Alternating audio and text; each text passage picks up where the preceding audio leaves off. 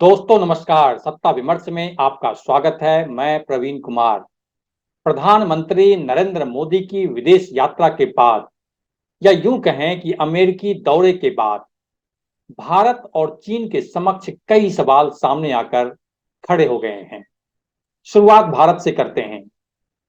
भारत के लिए पहला सवाल, क्या भारत ग्लोबल मार्केट में सबसे बड़ा सौदागर बनने की ओर निकल पड़ा है?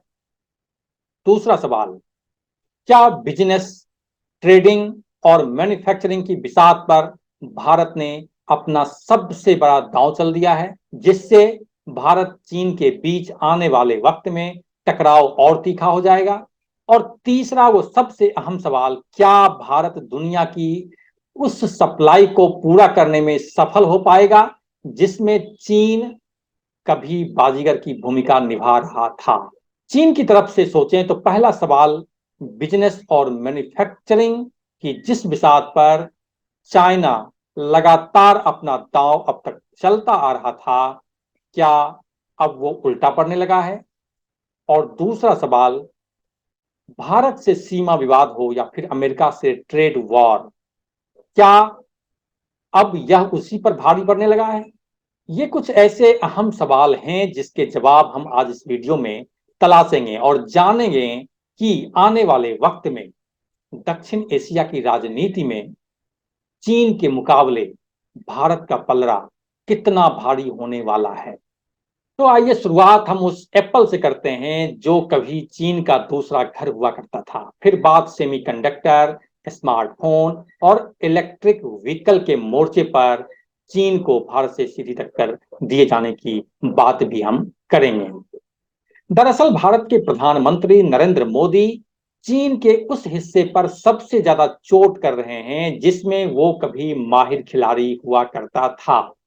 चीन और अमेरिका के बीच सीधे टकराव के बाद अमेरिका ही नहीं, दुनिया की सबसे बड़ी कंपनी एप्पल ने सबसे पहले समझा कि अब चीन से आगे सोचना होगा और विकल्प तलाशना होगा। ऐसे में टिम कुक की नजर भारत पर पड़ी और वो यहाँ की पीएलआई स्कीम के दीवाने हो गए। टिम कुक ने अपने सबसे बड़े मैन्युफैक्चरिंग पार्टनर फॉक्सकॉन को भारत भेजा और प्लांट लगाया। उसके बाद जो एप्पल और दुनिया के कारोबारियों ने देखा वो इतिहास बन चुका है। भारत तेजी के साथ दुनिया का सबसे बड़ा एप्पल हब बनने की तरफ बढ़ रहा है। भारत की लोकल बॉडीज का अनुमान है कि वित्त वर्ष 2024 में भारत 1,20,000 करोड़ रुपए का स्मार्टफोन एक्सपोर्ट करेगा, जिसमें एप्पल की हिस्सेदारी 50% से ज्यादा की होगी।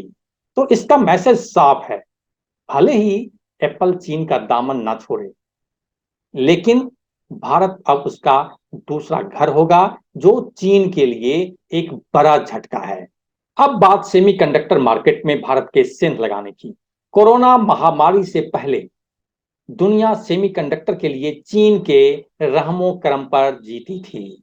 तमाम अमेरिकी कंपनियां चीन से सप्लाई मंगा रही थी। उसके बाद कोविड आया और सप्लाई चेन ऐसी जाम हुई, ऐसी टूटी कि आज तक दुनिया के पसीने छूटे हुए हैं। ऐसे में अमेरिका ने पूरी दुनिया को एक मैसेज दिया कि अब सेमीकंडक्टर पर चीन की मोनोपोली या यूं कहें कि चीनी निर्भरता, ड्रैगन की निर्भरता को कम करना होगा।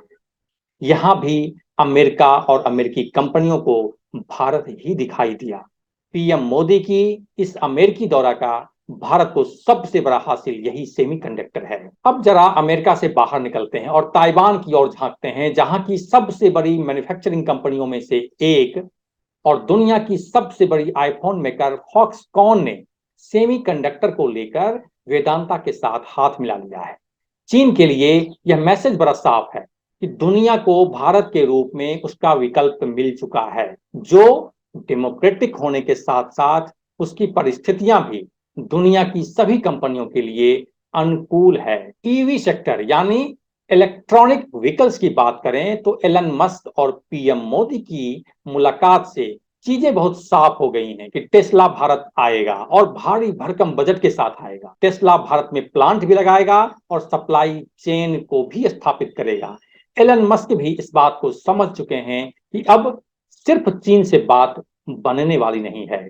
मस्क समझ चुके हैं कि भारत की पॉपुलेशन और इकोनॉमी जिस तेजी के साथ आगे बढ़ रही है, उसमें उसे नजरअंदाज कर पाना काफी मुश्किल है। और भारत में वो तमाम क्षमताएं हैं, परिस्थितियां हैं, जिसकी वजह से वो टेस्ला के लिए बड़ा बाजार बन सकता है, जो मौजूदा समय में उसके लिए चीन है। वहीं दूसरी तरफ ताइवान की कंपनी फॉक्सकॉन ने भी ईवी सेक्टर में भी उतरने का फैसला लिया है और तमिलनाडु में बड़ा प्लांट लगाने का ऐलान कर दिया है, जहां इलेक्ट्रॉनिक व्हीकल्स के पार्ट्स और कंपोनेंट मैन्युफैक्चर होंगे।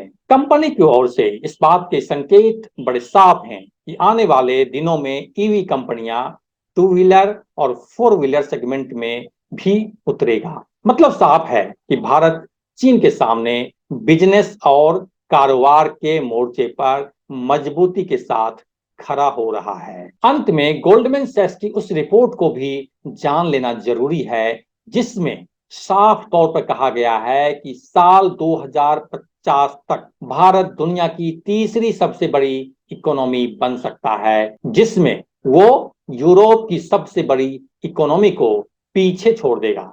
मतलब साफ है कि पूरा यूरोप भारत से पिछड़ जाएगा। उसके 25 साल बाद भारत दुनिया की सबसे बड़ी इकोनॉमी बनने के सपने को साकार कर सकता है, जिसमें वह अमेरिका को पीछे छोड़ते हुए दिखाई देगा। उसके बाद भारत का सीधा टकराव चीन से होगा, जो उस वक्त दुनिया के सबसे बड़ी इकोनॉमी बन चुका होगा। लेकिन भारत समेत दुनिया के तमाम चीन विरोधी देशों को यह भूलना नहीं चाहिए कि चीन कुछ अलग तरीके से सोचता है। जब उसे लगेगा कि वह ग्लोबल ट्रेड वॉर में फंस चुका है, तो वह निश्चित तौर पर भारत से युद्ध का बिगुल बजा देगा। उस वक्त वह ये नहीं सोचेगा कि भारत उसका बड़ा बाजार है।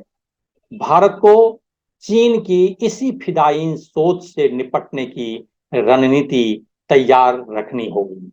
फिलहाल के लिए इतना ही। सत्ता और जन सरोकार की खबरों के लिए देखते रहिए सत्ता विमर्श। नमस्कार।